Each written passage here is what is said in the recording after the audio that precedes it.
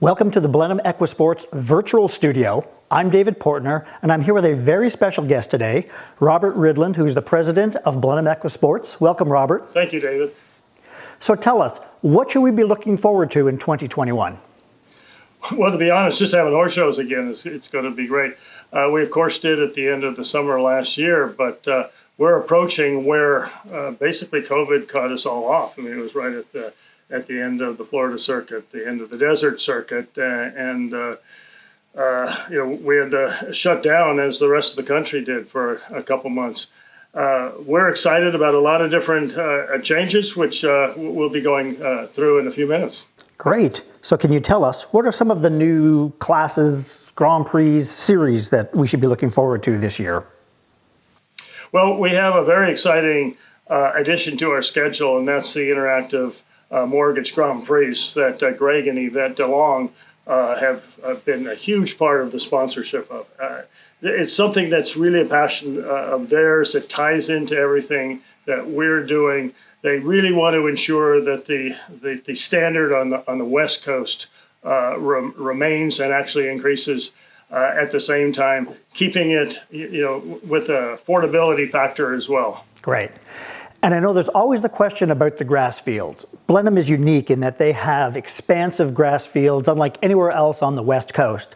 What are you going to be doing to make sure that those beautiful grass fields stay in pristine condition throughout the entire 2021 season? Well, David, yeah, the grass is really the crown jewel of our property, and over the years, there's been an ebb and flow of it depending on how much use. We are excited this year because for the first time, and this was, of course, a benefit that we got out of the COVID situation, we didn't have soccer. So what happened was after the last horse jumped in September, 2 days later, we were already doing the aerating, doing the top dressing. The management of the field has never been at the level it is now. Now, can you share a little bit more about what goes on behind the scenes? I know when you and I were walking around on the grass back in January, you were showing me how the equipment pulls those plugs, and there's sand, and there's all kinds of things that are going on. Can you share that with us?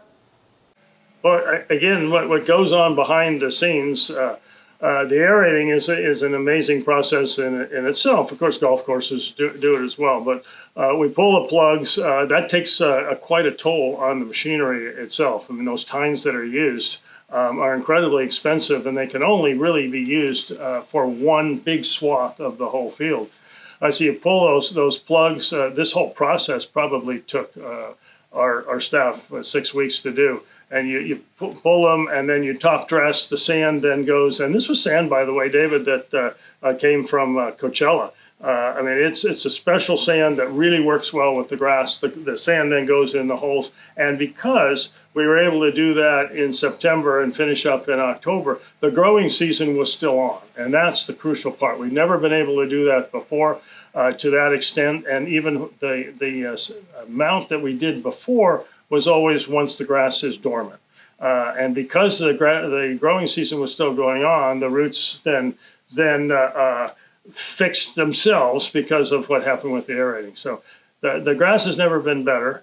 But more importantly than even that, and how it starts off, we learned through COVID, through our shows in July and August, how to manipulate the fields. And that's something that Stephanie has been a master at, of being able to take that vast expanse of grass and with the portable configurations that we have, really adjust the schedule so that the grass doesn't get overused. Oh, gotcha. So I also see a lot of heavy equipment in the sand arenas. What's going on inside the sand arenas?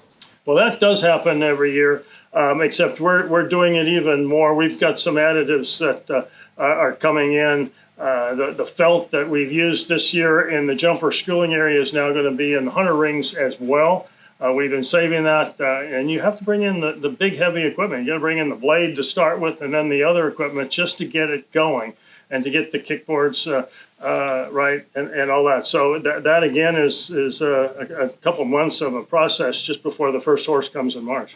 And I noticed during the no-show that Hillary was able to use what was traditionally the hunter warm-up ring as an actual show ring. Is that something that you're going to consider doing with the Blenheim shows?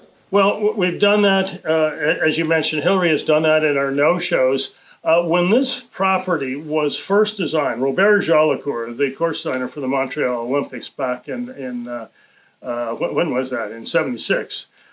He designed that part of the showgrounds, and what we have used traditionally as the warm-up area for the hunter rings was actually designed as a jumper arena. And we have it in our plans that we probably will be doing that and using that for some of the shows this year, again, to give a little bit of a break on the grass. And certainly one of the big issues amongst the horse show community has been the environmental issues, those stemming back in December from the Del Mar Horse Park and the water-related environmental issues. What are you doing here at the San Juan Capistrano facility to address those types of concerns? Well, David, you're right. We've been dealing with the water quality issue for quite some time now. Most people don't see what happens in the winter, and we have a retention pond out there, which most people are familiar as being part of the Pacific field and some of that vendor area. But that's required so that every drop of water during a rain event is collected before it gets to the sewers, and then it has to wait 48 hours. There's a filtration process. It gets pumped out, and then it gets approved by the authorities, and then it goes into the sewer system. And that's just what we do right now.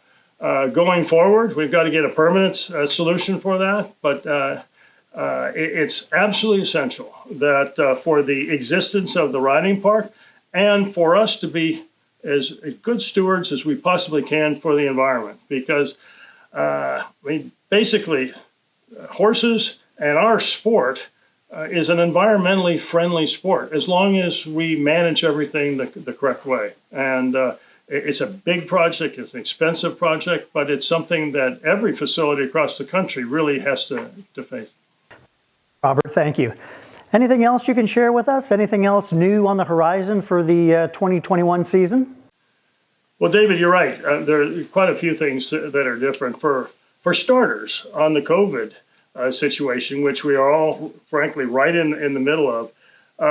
It looks like we're turning the corner. Numbers here within the last week have been better in Orange County. We're absolutely going to have very strict protocols like we did last summer, but they're not going to be quite as odious as they were. We had to, for the existence of our events last year, do what we did. But this year, owners will be allowed back on the property. The limitation won't be one parent. All the others, the protocols and all that will be there. Because of the advance warning that we have over the winter, instead of the VIP tent, which of course we couldn't have last year, we have a cabana situation, and it's actually pretty exciting that we are convinced that post-COVID, this is going to be a major part of the feel of the event.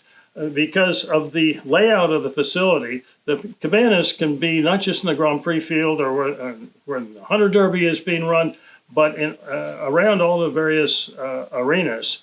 And so that's pretty exciting. What else? The stable area has undergone major upgrades. The sand rings, as you've already pointed out, David, that footing is going to be better than ever, and the grass field. So on so many things, including the prize list, we feel that the type of events that we're running this year are better than we've ever had. I couldn't say more about how we're looking forward to this year. And of course, we all know it ends up in Vegas. That's very exciting. Thank you very much for your time. Thanks, David.